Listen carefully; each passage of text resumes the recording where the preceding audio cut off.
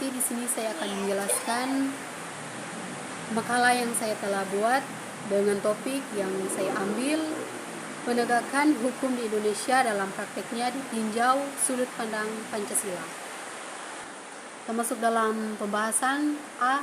Pancasila sebagai sumber segala sumber hukum. Sumber hukum pada hakikatnya adalah tempat kita dapat menemukan dan menggali hukumnya. Sumber hukum menurut Zevenbergen dapat dibagi menjadi sumber hukum material dan sumber hukum formil. Sumber hukum material merupakan tempat di mana materi hukum itu diambil. Sumber hukum material ini merupakan faktor yang membantu pembentukan hukum, misalnya hubungan sosial, hubungan kekuatan politik, situasi sosial, ekonomis, tradisi dalam kurung pandang keagamaan, kesusilaan, perkembangan internasional, keadaan geografis. Sumber hukum formil merupakan tempat atau sumber dari mana suatu peraturan memperoleh kekuatan hukum. Ini berkaitan dengan bentuk atau cara menyebabkan peraturan itu formal berlaku. Apabila dikaitkan dengan dua jenis sumber hukum di atas, maka Pancasila termasuk sumber hukum yang bersifat material, sedangkan yang bersifat formil seperti peraturan perundang-undangan, perjanjian antar negara, jurisprudensi, dan kebiasaan. Pancasila sebagai sumber hukum material ditentukan oleh muatan atau bobot materi yang terkandung dalam Pancasila. Setidaknya terdapat 3 kualitas materi Pancasila, yaitu pertama, muatan Pancasila merupakan muatan filosofis bangsa Indonesia. Kedua, muatan Pancasila sebagai identitas hukum nasional. Ketiga, Pancasila tidak menentukan perintah, larangan, dan sanksi, melainkan hanya menentukan asas-asas fundamental bagi pembentukan hukum dalam kurung meta juris. Ketiga, kualitas materi inilah yang menentukan Pancasila sebagai sumber hukum material, sebagaimana telah dijelaskan Sudikno Mertokusumo di atas.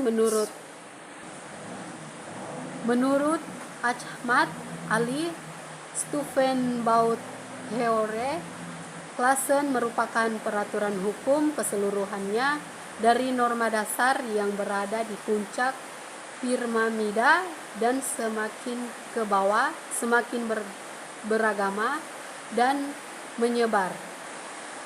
Norma dasar teratas adalah bersifat abstrak dan semakin ke bawah semakin konkret. Dalam proses itu, apa yang semula teori Clausen tentang hierarkis norma kemudian dikembangkan oleh muridnya Nowitzki dalam bukunya Allgemeine Rechtsordnung. Nowitzki menegaskan bahwa sistem norma hukum di negara menampun selalu berlapis-lapis dan berjenjang-jenjang. Norma yang dibawa berlaku, bersumber, dan berdasar pada norma yang lebih tinggi lagi sampai pada suatu norma yang tertinggi yang disebut norma dasar. Nowitzki kemudian memberi gagasan baru tentang sistem norma tersebut, yaitu dengan adanya pengelompokan norma. Menurut Nowitzki, pengelompokan norma dalam suatu negara terdiri atas 4 kelompok besar, yaitu kelompok pertama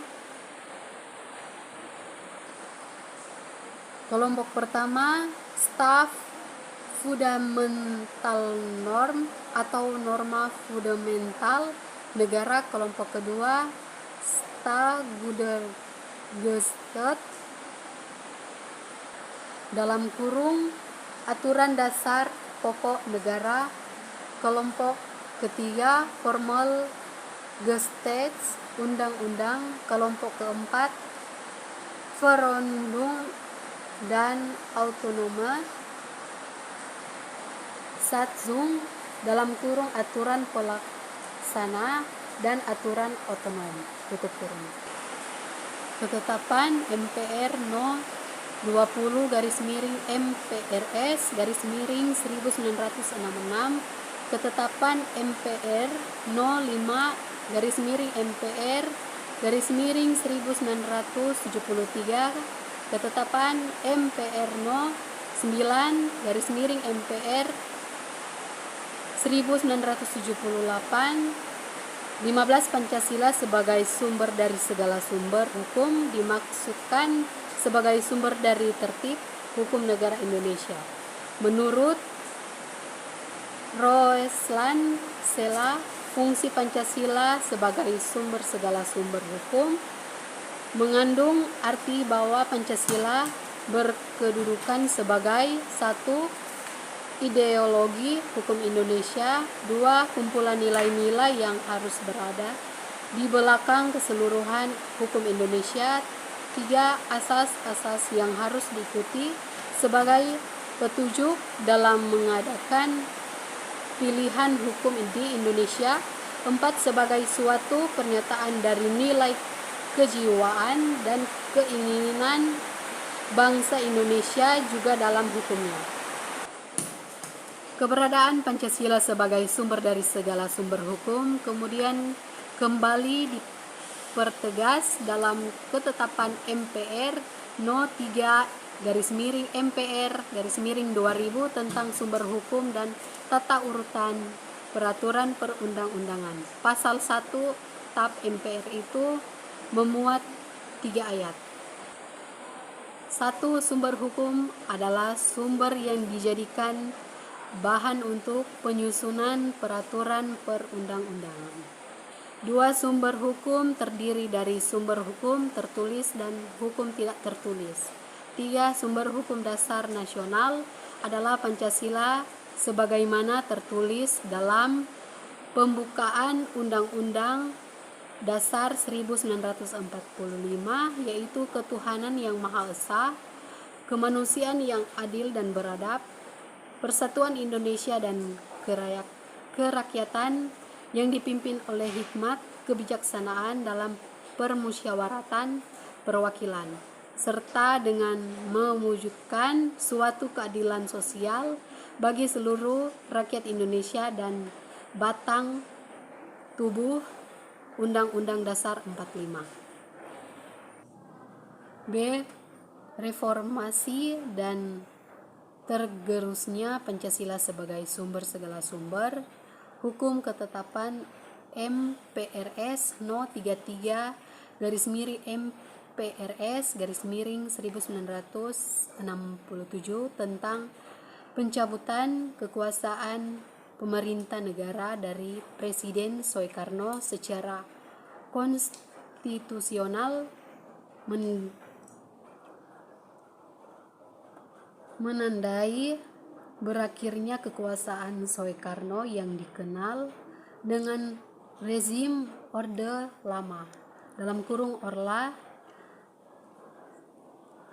Sejak saat itu kekuasaan pemerintah negara berada pada tangan Soeharto yang walaupun secara fakto Soeharto telah memegang kekuasaan sejak adanya surat perintah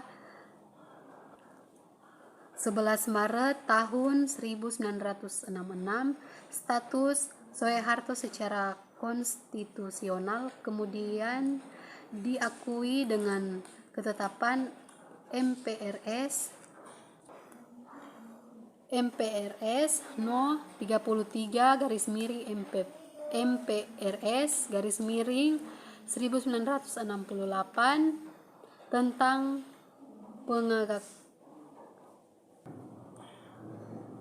pengangkatan pengembang kekuasaan Soeharto menandai rezim Orden Baru (Orba) dengan jargon terkenalnya politik no pembangunan dalam mengembang kekuasaannya. Orban menerapkan Pancasila dan UUD 1945 secara murni dan konsekuen. Hal ini kemudian dianggap sebagai suatu bentuk pengkultusan Pancasila, sehingga Pancasila menjadi ideologi yang kaku dan tertutup. Dengan adanya upaya pengkultusan Pancasila tersebut, maka tentu mengharuskan setiap aspek kehidupan dalam bermasyarakat dan berbangsa, baik secara hukum, ekonomi, politik maupun sosial masyarakat, menerapkan Pancasila. Artinya, segala segi kehidupan tidak boleh bertentangan dengan Pancasila, akan tetapi dalam penerapan Pancasila secara murni dan konsekuen tersebut, rezim Orba mempraktikkan kekuasaan otoritarian yang membelenggu kebebasan dan hak asasi manusia (HAM) setiap rakyat Indonesia. Kenyataan inilah yang mengunggah gejolak ketidakpuasan rakyat terhadap pemerintah Orba, bahkan terhadap keberadaan Pancasila yang kerap dijadikan dogma kaku. Ketidakpuasan rakyat Indonesia kemudian mencapai puncaknya pada tahun 1998. Tahun ini kemudian menjadi tonggak sejarah bagi dinamikan kenegaraan Indonesia. Bagaimana tidak pada tahun ini terjadi suatu peristiwa bersejarah, yaitu reformasi. Peristiwa ini tentu saja dilatar belakangi ketidakpuasan rakyat pada stagnasi pemerintahan, baik dalam ekonomi, politik, kebebasan maupun hukum. Reformasi tersebut dipelopori kaum muda, khususnya mahasiswa, yang bersama-sama masyarakat berupaya menggulingkan Presiden Soeharto. 1. Resistensi terhadap Orde Baru. Melaksanakan Pancasila dan UUD 1945 secara murni dan konsekuen dengan menjalankan praktik otoritarianisme rupa-rupanya memberikan dampak buruk bagi bangsa Indonesia. Dampak yang paling nyata adalah munculnya sikap resistensi terhadap Orba. Sikap ini biasanya timbul dari trauma dan ketidakpercaya terhadap sesuatu atau seseorang. Ketika Orba berkuasa, Pancasila dikultuskan sehingga menjadi ideologi yang tertutup dan bahkan terkesan begis karena menjalankan kekuasaan otoriter.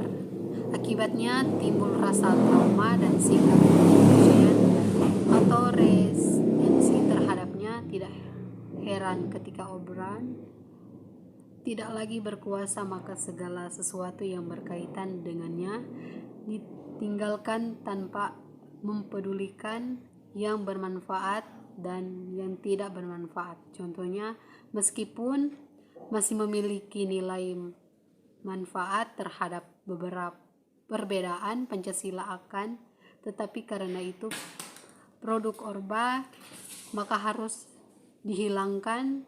Akibat lain dari sikap resistensi resistensi terhadap orba adalah apabila muncul gagasan untuk kembali.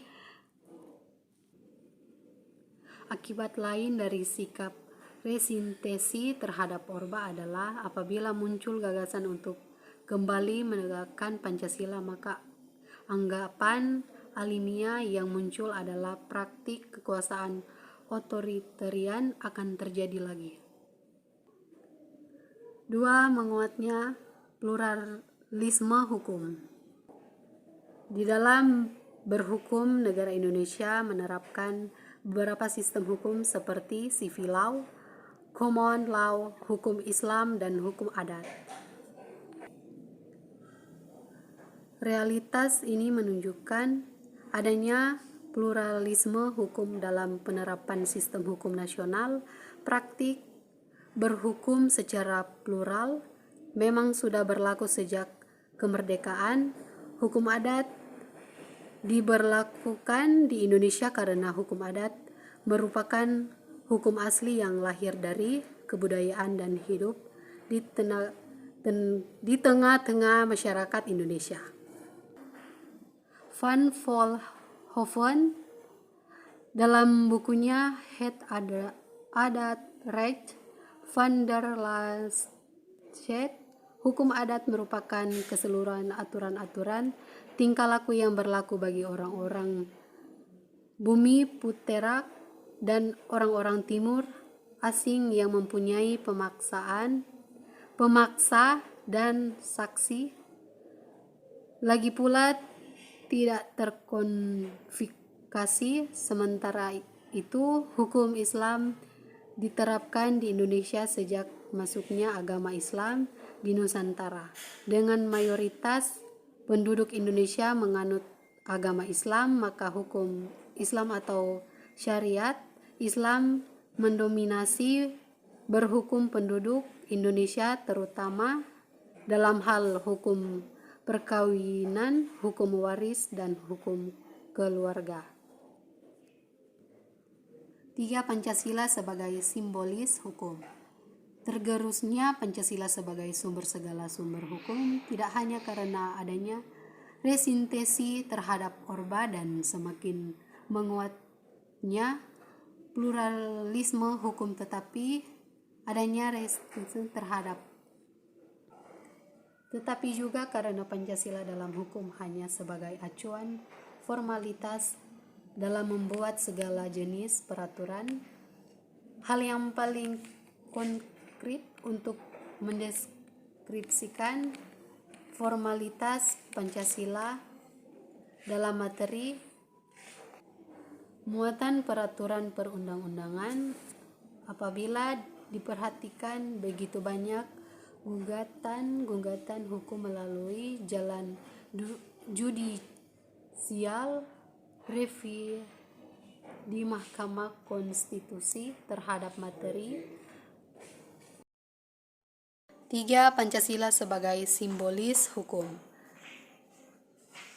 Tergerusnya Pancasila sebagai sumber segala sumber hukum tidak hanya karena adanya resistensi terhadap orba dan semakin menguatnya pluralisme hukum, tetapi juga karena Pancasila dalam hukum hanya sebagai acuan formalitas dalam membuat segala jenis peraturan. Hal yang paling konkret untuk mendeskripsikan formalitas Pancasila dalam materi muatan peraturan perundang-undangan.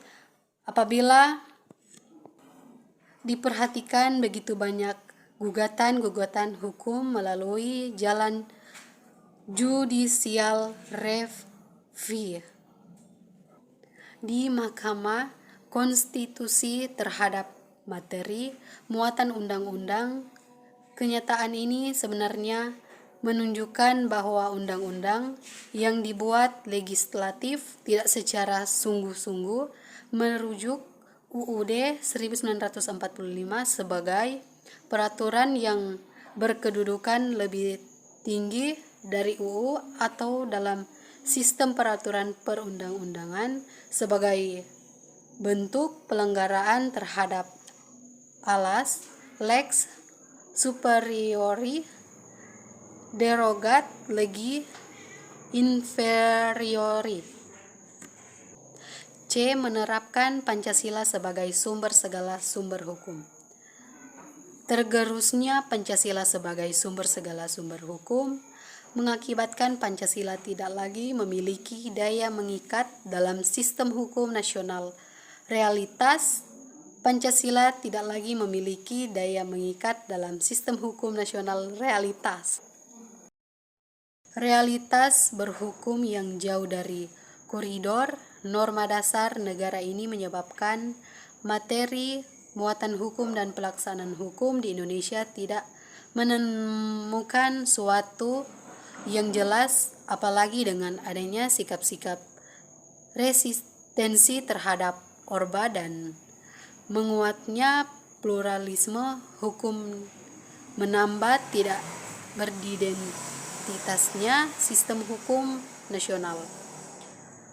Meskipun Pancasila sebagai sumber segala sumber hukum memiliki rumah hukum baik melalui TAP, MPR maupun UU No 10 tahun 2004 yang kemudian diganti dengan UU No 12 tahun 2011, tetap saja tidak menjamin kedudukan A. Pancasila, B. Undang-Undang Dasar Negara Republik Indonesia tahun 1945, C. Ketetapan Majelis Permusyawaratan Rakyat Republik Indonesia, D. Undang-Undang Peraturan Pemerintahan mengganti undang-undang, Peraturan Presiden, G. Peraturan Daerah Provinsi, H. Peraturan Daerah Kabupaten Kota. Pancasila dalam sistem hukum nasional Indonesia. Oleh karena itu, diperlukan beberapa upaya agar Pancasila sebagai sumber segala sumber hukum tidak hanya sebatas memiliki rumah hukum, tetapi dapat diterapkan dalam sistem hukum. Terdapat dua upaya untuk itu, yaitu menjadikan Pancasila sebagai suatu aliran hukum positif dan mendudukkan Pancasila sebagai puncak peraturan perundang-undangan. 1. Menjadi Pancasila sebagai suatu aliran hukum jika dicermati dalam literasi hukum yang membahas tentang aliran hukum, maka dapat ditemukan suatu pola dinamis terkait terbentuk dan eksinya suatu aliran hukum. Terbentuknya suatu aliran hukum berawal dari adanya suatu pemikiran tentang hukum ideal yang dikemukakan oleh seseorang ataupun beberapa orang ahli hukum berdasarkan realitas dan kebutuhan sosial masyarakat dan suatu waktu dan wilayah tertentu. Misalnya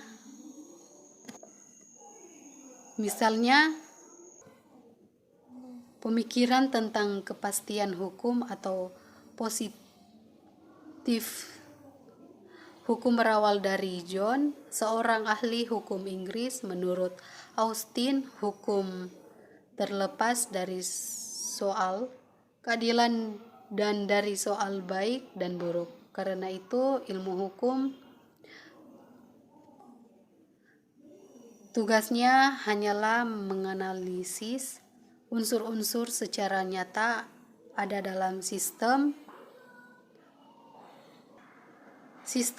hukum modern. Ilmu hukum hanya berurusan dengan hukum positif, yaitu hukum yang diterima tanpa memperhatikan kebaikan dan keburukannya. Hukum adalah perintah dari kekuasaan politik yang berdaulat dalam suatu negara. Jadi pemikiran Austin mengidealkan hukum sebagai perintah penguasa. 2. Mendudukan Pancasila sebagai puncak hierarki peraturan perundang-undang. Pancasila sebagai sumber segala sumber hukum memang telah memiliki rumah hukum atau legitimasi yuridis, akan tetapi belum memiliki kedudukan dalam hierarki peraturan perundang-undangan. terkait Pancasila dalam sistem hierarki perundang-undangan, selama ini kerap terpelihara suatu pandangan yang tidak produktif bahwa Pancasila tidak etis. Dimasukkan dalam hierarki peraturan perundang-undangan karena Pancasila berupa dasar negara sudah menjadi sumber tertib hukum. Akan tetapi, apabila merujuk pada Stufenbaum yang mengharuskan puncak norma adalah norma dasar atau Staatsfundamentalnormen, maka Pancasila sebagai norma dasar seharusnya berada dalam puncak tata urutan norma tersebut. Dengan demikian, tata urutan peraturan perundang-undangan dari atas ke bawah menjadi sebagai berikut.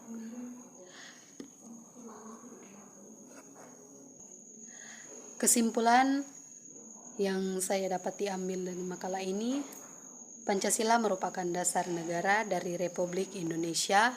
Dalam pidato 1 Juni tersebut, Bung Karno mengatakan apa yang dikerjakan hanyalah mengali jauh ke dalam bumi dan tradisi-tradisi Nusantara sendiri. 5 butir-butir mutiara yang indah adalah kebangsaan, internasionalisme atau kemanusiaan, demokrasi, keadilan sosial, dan ketuhanan yang Maha Esa.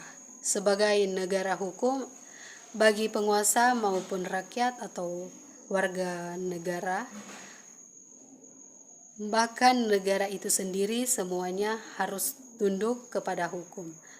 Semua sikap, tingkah laku, dan perbuatannya harus sesuai atau menurut hukum. Sumber hukumnya adalah rasa hukum yang terdapat dalam masyarakat itu sendiri.